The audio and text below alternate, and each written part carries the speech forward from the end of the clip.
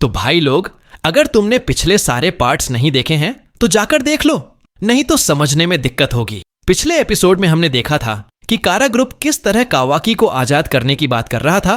तो चलो आज का एपिसोड शुरू करते हैं। जब मादारा को ओत्सुत्सुकी क्लैन का असली राज पता चला तो वो तुरंत कोनोहा लौट आया और नारुतो से मिला। सच्चाई जानने के बाद कि जिगेन के अलावा भी कई और ओत्सुत्सुकी मौजूद हैं, नारुतो के माथे पर पसीना छलक आया। उसे एहसास हो गया कि मामला बेहद गंभीर है, इसलिए उसने दोबारा निंजा अलायंस आर्मी बनाने का फैसला किया। लेकिन इस बार यह सेना पूरी निंजा दुनिया की नहीं थी, बल्कि हर गांव के सबसे ताकतवर और भरोसेमंद शिनोबी को चुनकर बनाई गई एक सुपर एलिट फोर्स थी, जिसका औसत स्तर एक जॉनिन से भी ऊपर था। नारुतो को लगा था ये योजना लागू करना आसान नहीं होगा, पर हैरानी की बात यह रही कि बाकी चारों कांगे तुरंत राजी हो गए। आखिरकार उनका दुश्मन शायद कागुया से भी ज्यादा ताकतवर ओत्सुत्सुकी हो सकता था। सेना का कमांडर बनना तो स्वाभाविक था। सबसे शक्तिशाली शिनोबी नारुतो। उसने आदेश दिया कि जब तक हर देश के डायमियों की अनुमति न मिल जाए, इस योजना की खबर बाहर न जाए। फिलहाल हर गांव के टॉप फाइटर्स को गुप्त रूप से साथ लाया जाए। सभी सहमत हुए। आखिर इस दुनिया में हमेशा वही बोलता है जो सबसे ताकतवर होता है। उसी रात मादारा और नारुतो ने फैसला किया कि पहले वार करना ही बेहतर होगा। कावाकी से मिली जानकारी के आधार पर उन्होंने कारा और ऑर्गेनाइजेशन के एक बेस का पता लगा लिया। दोनों ने अलग अलग दिशाओं में जाकर जांच शुरू की। नारुतो को जल्द ही एक गुप्त ठिकाने में विक्टर नाम का इनर मेंबर मिला। बच निकलने की कोई राह न देखकर विक्टर ने पूरी ताकत झोंक दी। उसने तेजी से हैंड साइन बनाए और फायर रिलीज से बड़ा फायरबॉल छोड़ा, पर नारुतो ने उसे अपने चक्रा हैंड से आसानी से रोक लिया। वो शांत स्वर में बोला, इतना बड़ा कारा इनर और बस इतनी सी ताकत। विक्टर ने आंखें तरेरी और तुरंत सैंड डस्ट और वाटर स्टाइल का कॉम्बो अटैक छोड़ा। नारुतो ने एक साइड फ्लिक से बचते हुए सीधे उसके चेहरे पर रासे नगन दे मारा, लेकिन जो घाव हुआ था वो पल भर में ठीक हो गया। नारुतो की नजरें सख्त हो गईं। इतनी तेज रीजनरेशन, लगता है कारा की टेक्नोलॉजी उम्मीद से कहीं आगे बढ़ चुकी है। घबराया विक्टर भागने की कोशिश करने लगा, मगर नारुतो ने झटके में उसे दीवार पर दबोच लिया। डरा हुआ विक्टर गिड़गिड़ाने लगा, मुझे छोड़ दो, जो भी जानकारी चाहिए मैं सब बताऊंगा। नारुतो मुस्कुराया और गामा को समन करके विक्टर को पूरी तरह बांध दिया। वहीं दूसरी ओर मादारा का सामना हुआ दीपा से। उसका रवैया बेहद घमंडी था। उसने ढेरों पत्थर हवा में उछालकर एक साथ मादारा की ओर फेंके, पर वो उन हमलों के बीच ऐसे बढ़ा मानो बस हल्की हवा चल रही हो। दीपा की आंखें फैल गईं। पहली बार कोई उसकी कार्बन स्टॉर्म से जिंदा बचा था। मादारा ने निराश होकर कहा, बस इतना ही? और यही है वो जो कावाकी की नजर में खतरनाक योद्धा कहलाता है? ये सुनकर दीपा गुस्से से पागल हो गया। उसने शरीर के अंदर मौजूद कार्बन को बाहर निकालकर अपने चारों ओर एक अभेद्य आर्मर बना लिया और झपट पड़ा, लेकिन उसका एक भी वार मादारा को छू नहीं सका। मादारा ने अपने सुसानों से उसे पकड़ लिया और फिर fire style great flame dance से सीधा भस्म कर दिया। कुछ ही सेकंड में दीपा के राख में बदल जाने के बाद मादारा को तभी एहसास हुआ कि वो नारुतो द्वारा दी गई असली जिम्मेदारी यानी दुश्मन की जासूसी करना भूल चुका है। जब दोनों दोबारा मिले तो मादारा ने सहज भाव से कहा, वो मस्खरा तो कुछ जानता ही नहीं। वहीं दूसरी ओर नारुतो को विक्टर से कई अहम लोकेशन और इंटेल मिल चुकी थी। दोनों ने तय किया कि अब वे एक एक जगह की जांच करेंगे। लेकिन तभी आसमान से एक विशाल बाज नीचे उतरा। उसके पंजों से एक इमरजेंसी स्क्रॉल गिरा जो सीधे कोनोहा की तरफ से आया था। स्क्रॉल खोलते ही नारुतो का चेहरा गंभीर हो गया। गारा के सुनागाकुरे गांव पर उराशिकी ने हमला किया था और उसने शुकाकू यानी वन टेल को छीन लिया था। उसी वक्त नारुतो के भीतर का कुरामा भी बेचैन हो उठा। उसे महसूस हुआ कि 3 टेल, 5 टेल और 6 टेल भी गायब हो चुके हैं। ये सब सिर्फ उराशिकी का काम नहीं हो सकता था। अब साफ था कोई फिर से टेल्ड बीस्ट्स इकट्ठे कर रहा है। स्थिति की गंभीरता समझते हुए नारुतो और मादारा ने पहले कोनोहा लौटने का फैसला किया। नारुतो ने साई को आदेश दिया कि सास्के को तुरंत वापस बुलाया जाए और क्लाउड विलेज को संदेश भेजकर किलर बी की सुरक्षा और मजबूत करने को कहा। क्योंकि नारुतो को अब गांव की रक्षा करनी थी, इसीलिए मादारा ने अकेले ही उन जगहों की ओर बढ़ने का निर्णय लिया जहां से कारा ऑर्गेनाइजेशन की गतिविधियों का पता चला था। उधर कागुया की स्पेस डायमेंशन में उसकी राख से जन्मा ग्रे लीफ 7 टेल्ड बीस्ट्स को सोखकर फिर से अपने असली रूप में लौट आया था। अब वो खुद बाहर निकलने की तैयारी कर चुका था। बाकी बचे 8 टेल और 9 टेल को पाने के लिए उसके माथे का शारिंगन चमका और उसी क्षण ग्रे लीफ का सुंदर मगर भयावह अस्तित्व दोबारा निंजा वर्ल्ड पर उतर आया। उधर कारा बेस में हालात बिगड़ चुके थे। फ्रंटलाइन की हार ने जिगेन को बेचैन कर दिया था। कई दिन की जांच के बाद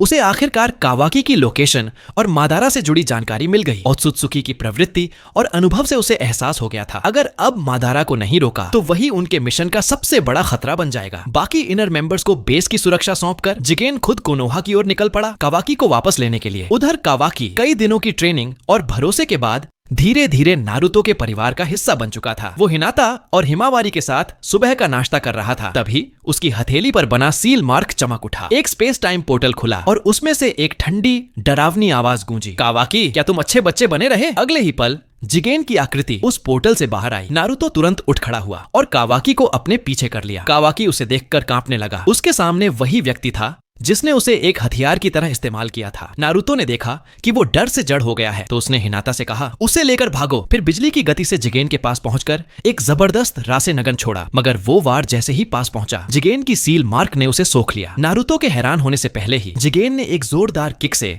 उसे दीवार से जा टकराया। फिर उसने काले रॉड्स निकालकर भागती हिनाता और कावाकी की ओर फेंके। नारुतो तुरंत छलांग लगाकर उनके सामने आ गया और अगले ही पल वो काला रॉड उसकी कंधे को चीरता हुआ पार निकल गया। कावाकी स्तब्ध रह गया। पहली बार किसी ने उसे अपनी जान दांव पर लगाकर बचाया था। उसने कांपती आवाज में पूछा, क्यों? नारुतो मुस्कुराया और बोला, कोनोहा का हर इंसान मेरा परिवार है और उनकी हिफाजत करना एक होकागे का फर्ज। ये कहकर उसने हिनाता और कावाकी को पीछे धकेला और सेज मोड में प्रवेश कर लिया। अचानक दो सफेद सांपों ने पीछे से जिगेन को जकड़ लिया और उसी वक्त सरादा ने fire style great flame dance से हमला किया। धुएं के बीच से बोरुतो टीम की परछाई आसमान से नीचे उतरी और नारुतो के सामने आकर खड़ी हो गई। उसे देखकर नारुतो ने घबराते हुए कहा, यहाँ से जल्दी निकल जाओ, वो तुम्हारे बस का नहीं है। उसके दिल में ये ख्याल उमड़ा, मादारा और सास्के दोनों गांव में नहीं हैं। हालात सच में बिगड़ चुके हैं। जब धुआं छोटा, इशिकी एकदम सही सलामत वहीं खड़ा था। वो तिरस्कार से बोला, चूहा चाहे जितने भी हों, चूहे ही रहेंगे। इतना कहकर उसने हाथ उठाया और बोरुतो टीम की तरफ काले रॉड्स फेंकने को तैयार हुआ। नारुतो ने तुरंत हमला किया, लेकिन उराशिकी ने खुद को सिकोड़ लिया और उसका वार खाली चला गया। अगले ही पल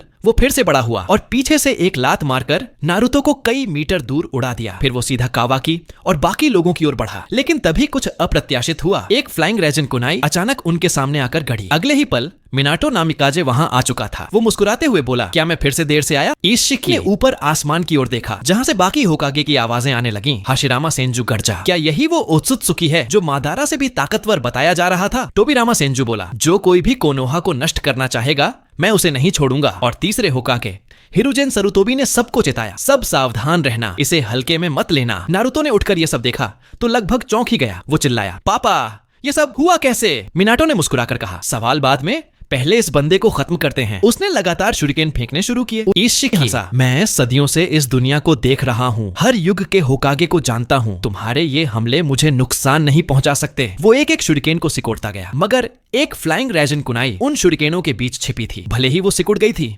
लेकिन फ्लाइंग रेजन सील मिट नहीं सकी। अचानक मिनाटो उसके पीछे प्रकट हुआ। उसने उसे पकड़कर फ्लाइंग रेजन सेकंड स्टेज से सीधा एक सुनसान जगह पर पहुंचा दिया। वहां पहले से टोबिरामा और तीसरे होकागे ने अपनी सीलिंग तकनीकें तैयार कर ली थीं, क्योंकि अगर ये लड़ाई कोनोहा में होती तो कई निर्दोष लोग मारे जाते। पीछे गांव में नारुतो वहीं खड़ा रह गया, हैरान होकर बोला, अरे मैं तो अभी पहुंचा ही नहीं था लड़ाई में। फिर उसने खुद से बड़बड़ाया, कहीं ये सब फिर से ओरोचिमारू का काम तो नहीं? तभी एक काले चोगे में लिपटा व्यक्ति धीरे धीरे साय से बाहर आया। वो था कबूतो याकुशी। नारुतो का चेहरा और भी हैरान हो गया। कबूतो ने हल्की मुस्कान के साथ कहा, दरअसल ये सब मादारा की प्लानिंग थी। उसने अंदाजा लगा लिया था कि अगर इशिकी गांव पर हमला करेगा तो हम सबको फिर से जगाना ही पड़ेगा। इसलिए उसने ओरोचिमारू को पहले से ही एदो टेंसेई तैयार रखने को कहा था। वो आगे बोला, मादारा जानता था कि तुम इस तकनीक को कभी मंजूर नहीं करोगे, इसलिए उसने तुम्हें बताए बिना ये सब किया, क्योंकि इस बार जो दुश्मन सामने है वो सिर्फ होकागे की ताकत से नहीं रुकने वाला। कबूतो मुस्कुराया और बोला, मेरे पास अब भी कई पुराने महान योद्धाओं के डीएनए हैं। अगर जरूरत पड़ी तो कुछ और को भी एदो टेंसेई से बुला सकता हूँ। नारुतो इस जुत्सु से हमेशा नफरत करता था, क्योंकि ये मृतकों का अपमान था। साथ ही इसमें जिंदा इंसानों की बलि की आवश्यकता पड़ती थी। कबूतो को उसकी ये सोच मालूम थी, इसलिए इस बार उसने शांत भाव से कहा, फिक्र मत करो, इस बार किसी जीवित इंसान का इस्तेमाल नहीं हुआ है। ओरोचिमारू अब क्लोनिंग टेक्नोलॉजी में इतना आगे बढ़ चुका है कि हमने बिना जीवन वाले क्लोन बॉडीज का उपयोग किया है। ये सुनकर नारुतो ने थोड़ा चैन की सांस ली। तभी बोरुतो ने उत्सुक होकर पूछा, डैड, जो हमें बचाने आए थे वो सच में आपके थे? और वो बाकी लोग कौन थे? सारदा ने मुस्कुराते हुए बोरुतो के कंधे पर हाथ रखा और पीछे की ओर इशारा किया, जरा देखो अपने पीछे की होकागे रॉक। बोरुतो ने पलट कर देखा। पहले तो कुछ समझ नहीं आया, फिर अचानक जोर से बोला, क्या सारे पूर्व होकागे यहाँ कैसे आ गए? नारुतो ने सिर खुजाते हुए कहा, लड़ाई खत्म होने दो, फिर तुम्हें मिनाटो सान से मिलवाऊंगा। उसने कोनोहा की जिम्मेदारी बोरुतो टीम को सौंपी और खुद अकेले युद्ध भूमि की ओर निकल पड़ा। वहाँ एक विशाल रेगिस्तान में चारों पूर्व होकागे और इशिकी आमने सामने थे। इशिकी ने सामने खड़े चारों को देखा और तंजकसा संख्या तो ठीक है, लेकिन तुम सबकी शक्ति लगता है जीवन काल से भी ज्यादा बढ़ गई है। वो सही था, इस बार का एडो टेंसेई पुराना वाला नहीं था, ये संशोधित संस्करण था जिससे पुनर्जीवित लोग अपने जीवन के चरम स्तर से भी आगे की शक्ति के साथ लौटे थे। इसलिए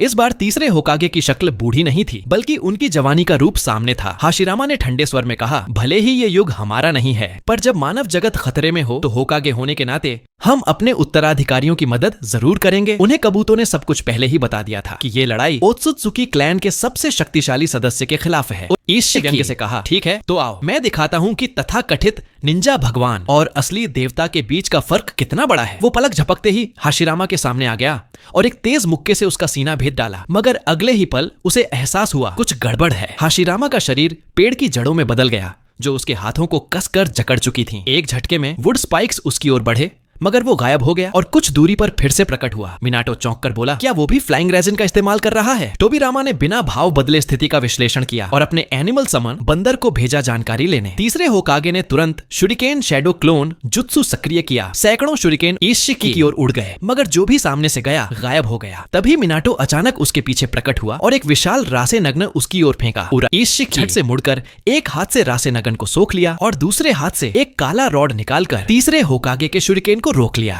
ये देखकर टोबिरामा की आंखें सिक उड़ गईं। लगता है उसके सामने जो भी चीज गायब हो रही है वो उसकी आंखों से निकले किसी रहस्यमयी दोजुत्सु नेत्र तकनीक की वजह से है। तो बस इतना ही था आज का ये धमाकेदार एपिसोड दोस्तों। अगर तुम्हें वीडियो पसंद आई हो तो लाइक का टारगेट रखते हैं 2000 लाइक्स का, ताकि अगले पार्ट को मैं और भी जल्दी लेकर आऊं। कमेंट में बताना कि तुम्हें सबसे ज्यादा शॉकिंग मोमेंट कौन सा लगा, और अगर तुम नए हो तो चैनल को सब्सक्राइब करके नोटिफिकेशन ऑन कर दो, क्योंकि अगला एपिसोड में जो होने वाला है वो पूरा गेम ही बदल देगा। अब देखते हैं कि क्या नारुतो और सास्के कावाकी को बचा पाएंगे या कारा ग्रुप की चाल कामयाब होगी। तो मिलते हैं अगले धमाकेदार पार्ट में। तब तक के लिए हाइप बनाए रखो और सपोर्ट दिखाते रहो।